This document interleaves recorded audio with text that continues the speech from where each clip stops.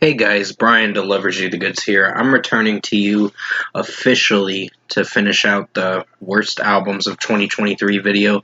This video is coming out tomorrow night, but at like 7 or 7:30 at nighttime. So I'm going to discuss what I'm going to be talking about for the second part of worst albums of 2023, which is for the remainder of what's left, and let you know what I think of numbers 12 to 1, because I will be telling you what my end of the year worst album of the year will be. So basically, let's dive right into this worst albums of 2023 part 2 video.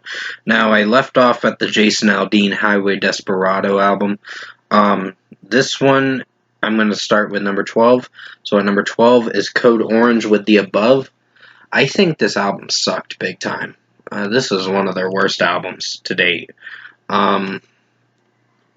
Honestly, the last album, Underneath, was bad, but not as bad as this one. They went to a new low of bad.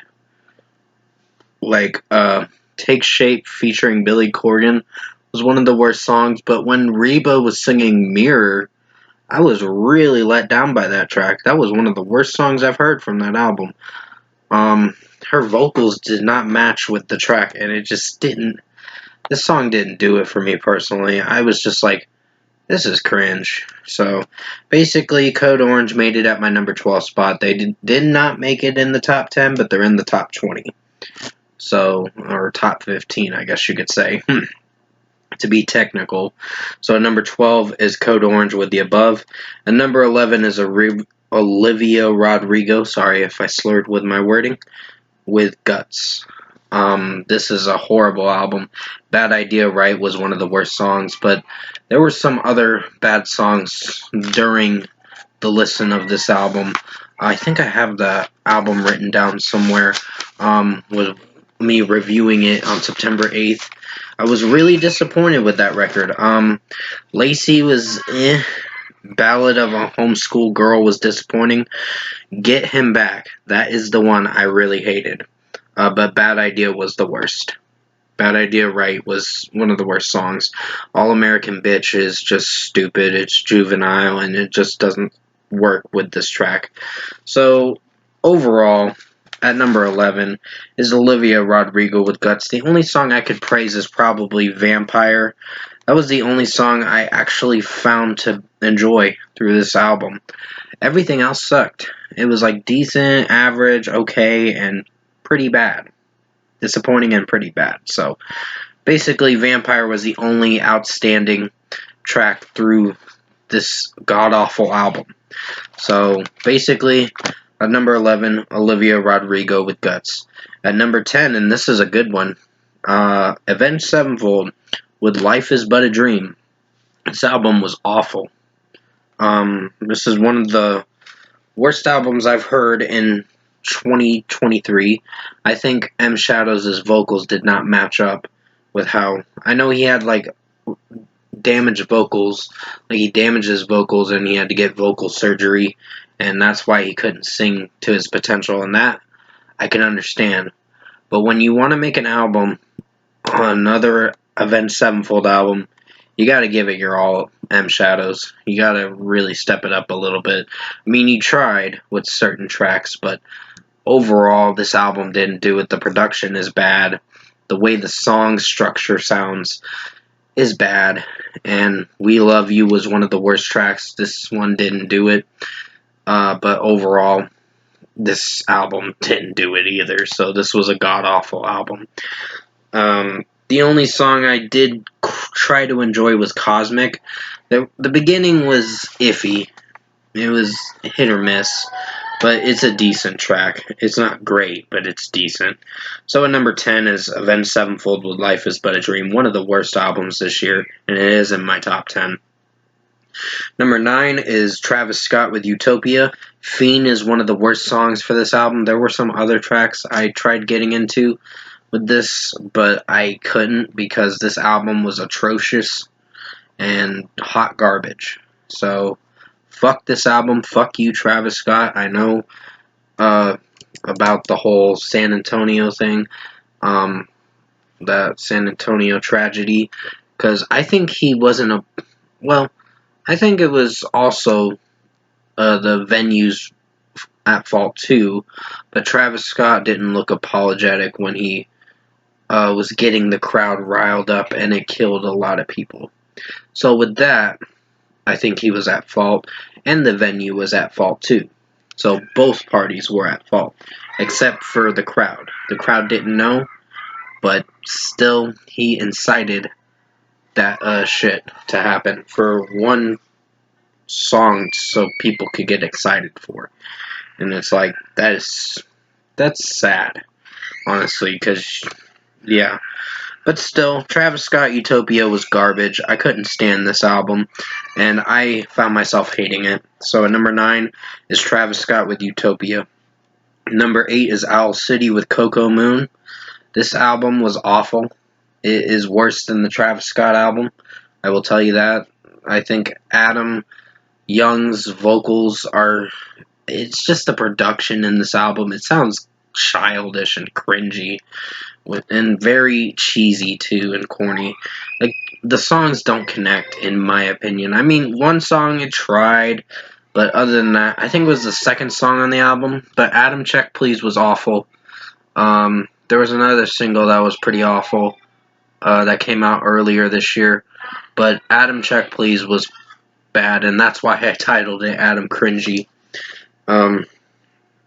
Because I was just poking fun of it, and that was a little mean on my part, but still, the album sucked, and that was basically my critique when I did that album review. You can definitely go watch out that album review, Adam Cringy, Owl City, Coco Moon album review. You may enjoy it. If you don't, that's fine. Everyone has their own taste in style and music, and their opinions too about what they think of a music reviewer and so on and so on. But at number 8 is Owl City with Coco Moon.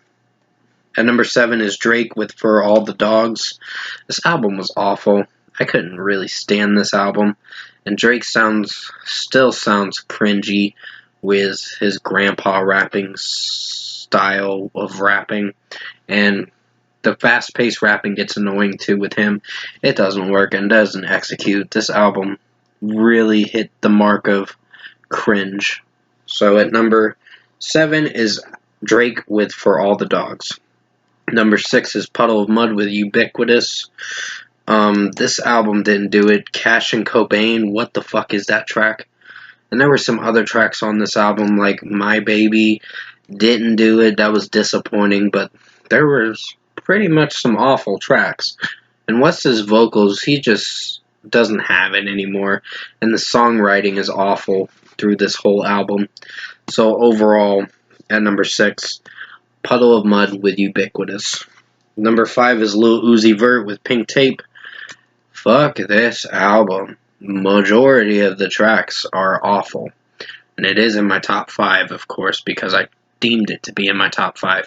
Puddle of Mudd didn't make it, only because their album was bad, but not bad enough to be in the top 5. But Lil Uzi Vert made it in the top 5 because the only song I could really enjoy was Werewolf. Other than that, the Chop Suey track was awful in my opinion, and this track didn't really do it for me. Or that track didn't do it for me, this album didn't do it for me, and majority of the album had mumble shit that I couldn't really get behind on, so fuck Lil Uzi Vert's new album, Pink Tape, and at number 5 is Lil Uzi Vert with Pink Tape. Number 4 is Chris Brown with 1111. Now this is another album I could not stand. I was really annoyed with his sexual lyricism, and the dude is so predictable. That's why I called him Chris Booty, because he's very predictable with his music. His lyrics are predictable. They sound the fucking same. Like, oh, I'm gonna talk about pussy and all that fucking shit. It's like, dude, why are you even still an artist if you're doing stuff like that? It's just gross. Like, come up with better lyrics for your music, or just give it the fuck up. Because I think you're already 10 albums, 11 albums in now, and you're just sounding mainstream and repetitive. So, and forgettable too. So, with that, Chris Brown, fuck you, and you're at my number 4 spot. Chris Brown, 1111. Number 3 is Lana Del Rey with Did You Know That There's a Tunnel Under Ocean Boulevard? Oh, I didn't know that. Who the fuck cares? Because honestly, Lana Del Rey, you are so boring. Your music is just 50s, like slow. I don't know what the fuck to call it. It's like classical, slow music, and it just bores the fuck out of me. It's every time I heard the title track, I was like ready to fall asleep, like boring, kind of shit. I was yawning so much during this album. I was like, God, she is so forgettable of an artist and just wants people to go to sleep to her music, pretty much. And A&W was pretty bad. The mixing was pretty awful. Did you know that there's a tunnel under Ocean Boulevard? That album did not do it for me. The song didn't do it for me. And like I said, the whole album was garbage and boring as fuck. It makes you want to go to sleep. So, Lana Del Boring is her new nickname. So, basically, at number 3 is Lana Del Rey with Did You Know That There's a Tunnel Under Ocean Boulevard? It's at the number 3 spot. But there are 2 more spots left to talk about, and I'm going to talk about them right now. At number 2 is Poppy with Zig. This album is a what the fuck head shake kind of shit. She really disappointed me big time with this album. Like the Zig title track. The title track is awful. Let's just say that. Knockoff is weird. Church Outfit was weird too. I didn't hate those songs. I just found them to be okay but forgettable. They're not tracks I'm going to remember. But Hard was bad. I didn't like that track. The mixing was awful. And just the way she's screaming, I mean, it's fine, but this track was a nothing track, and it sounded cringy. And what it becomes is awful. Then you have The Attic, which is a terrible falsetto she does.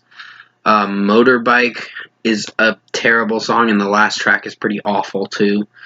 And overall, the album as a whole, I think the only one I tried enjoying was the 8th song off this album, After Zig. That's atrocious track, but overall, this album was second to last of being almost the worst album of the year, but something else made it worst album of the year. And we're going to talk about that. So, with that being said, at number 2 is Poppy with Zig. And finally, at number 1, I don't have any honorable mentions because this is all the albums I could break down and talk about. So, at number 1, drum roll please, AJR with The Maybe Man. This album can go fuck itself. It made it its worst album of 2023. And I chose this to be worst album of 2023 because it was worse than Poppy and Lana Del Rey's new albums. They were gonna be one of those were gonna be worst albums of the year, but this made it as the worst album of the year because all the songs sound childish, cringy, cheesy, and corny. These songs don't work. Like Yes I'm a Mess is awful.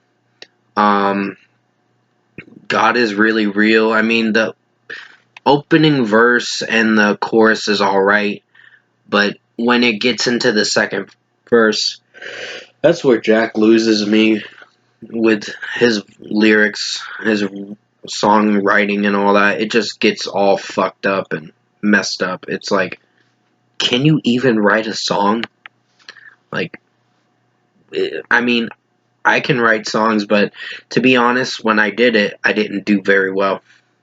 I mean, I wrote interesting songs, but honestly, at the end of the day, I'm not artist material, personally. But personally, I'm good at what I do with breaking down music and all that, and talking about it and critiquing it, and that's what I like doing. So, basically, at number 1 is AJR with The Maybe Man. I was really disappointed with this album. I really hated this album so much. I knew this album was going to suck big time when I first listened to it. I was like, the title track is awful and the lyrics are stupid. It's like the lyrics don't match up with the song, and the song melody is stupid too. So this track was Touchy Feely Fool is another one that was really bad too. But everything else, the rest of the way with this album, Steve's Going to London, DJ's Crying for Help, awful tracks. And then the Dumb Song was disappointing. I just didn't like the production in that track. I mean, it tried, but it just was a disappointing track. So, at number 1 was AJR with The Maybe Man. That is going to be it for Worst Albums of 2023 video. I hope you enjoyed parts 1 and 2. I did the best I could to make them as good as possible, both these videos. And with that being said, there will be another end of the year video starting next Sunday and Monday for the 26th and 27th. But until then, I will be doing other reviews until the next end of the year videos, because I got to catch up on some movies I need to watch. But overall, stay safe and have a good night. Thanks for watching.